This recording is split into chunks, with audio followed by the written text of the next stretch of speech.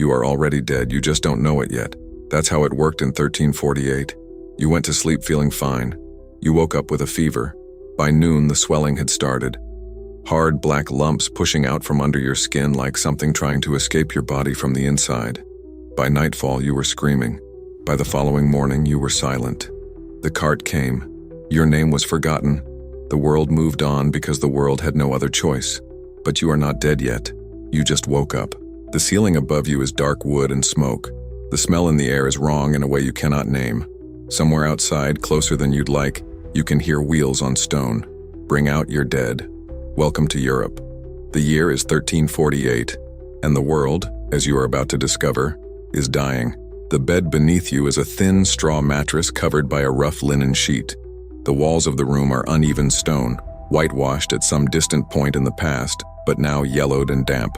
There is an unlit candle on a wooden plank that serves as a table. There is a crucifix on the wall. A basin with water sits nearby, once clean but now carrying a dark film across its surface. You rise with difficulty. Your feet touch the packed earth floor, cold and hard.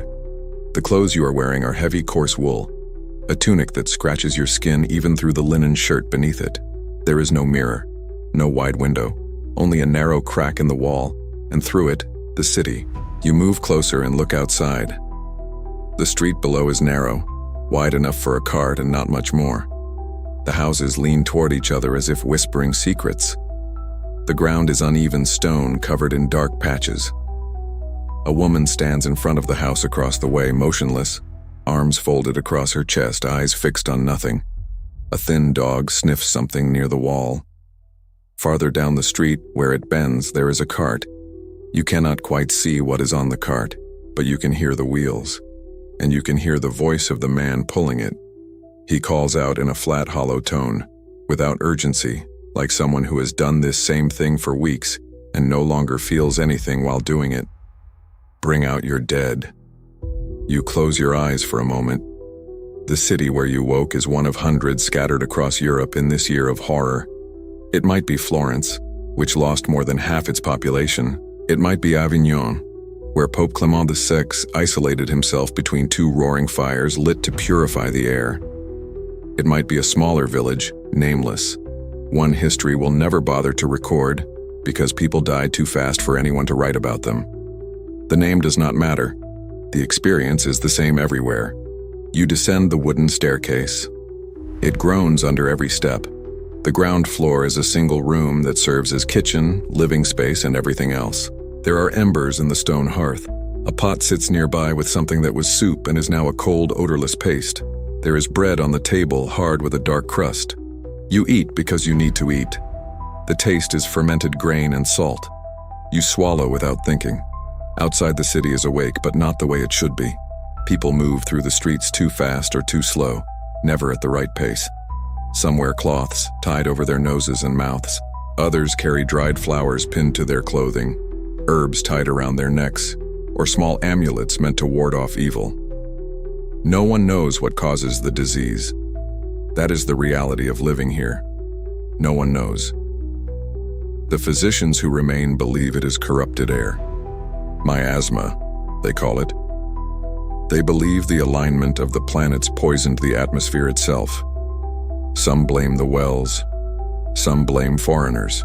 Others blame the Jews, and what follows from that accusation becomes another violence layered on top of the disease itself. But all of that feels distant compared to what you see walking through the street. The market is still open. At the center of the square, there are stalls selling bread, wilted vegetables, cheese wrapped in cloth. A man sells live chickens.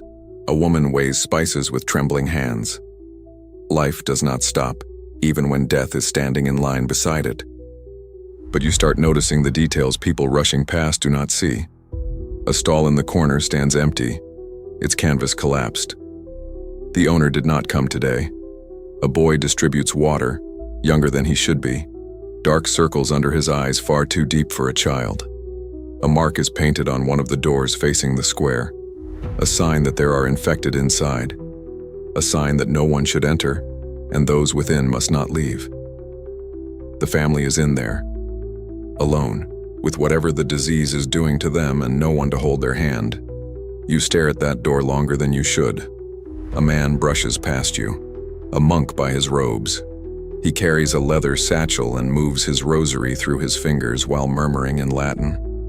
You watch him until he turns the corner and disappears. The Black Death, though it has no such name yet, reached Europe by sea. People call it the Great Mortality, or simply the Pestilence. It arrived on a ship from the east docking in Messina, Sicily, in October of 1347. The sailors who disembarked were sick or already dead. Those who survived carried black swellings in their armpits and groins, violent fevers, and skin mottled red and black.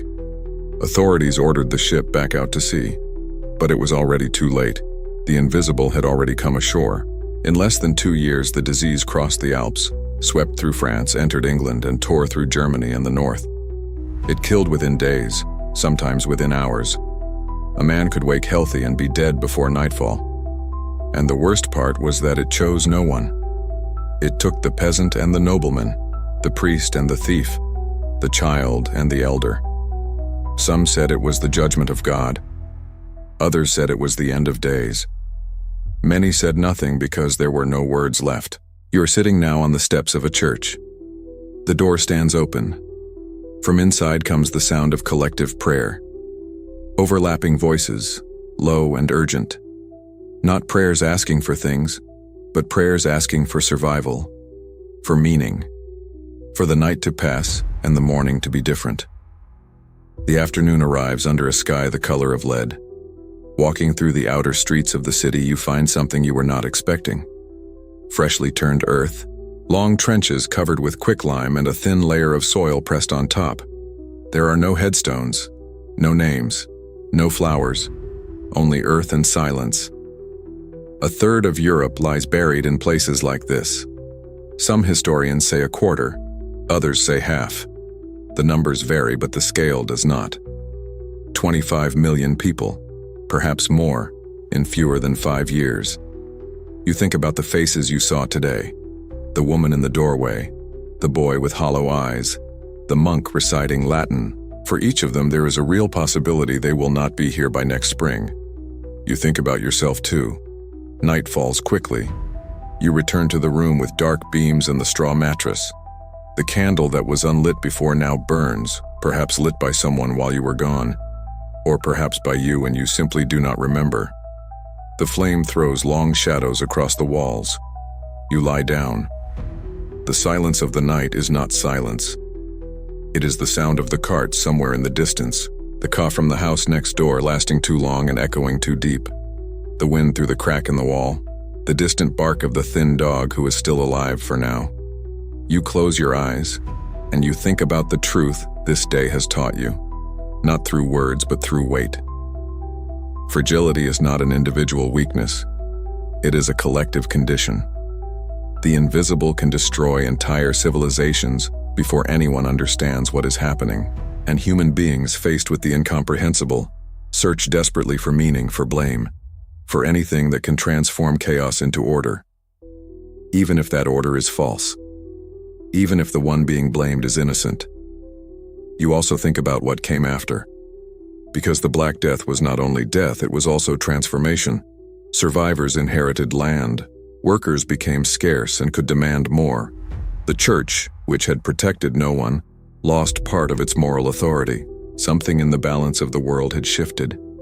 An old world began to crack, and through those cracks, decades later, centuries later, something new began to grow. But that is later.